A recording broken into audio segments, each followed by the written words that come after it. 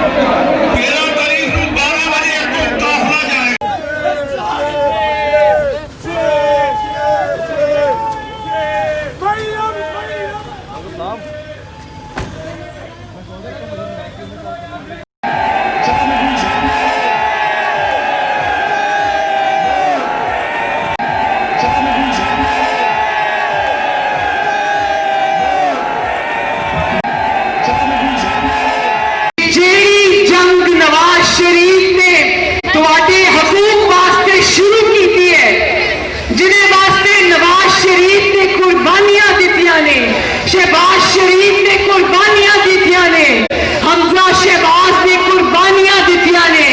उस जंग नू खत्म करन तुसी 13 दिसंबर नू मीनारे पाकिस्तान आओगे ना इंशाअल्लाह, वादा इंशाअल्लाह।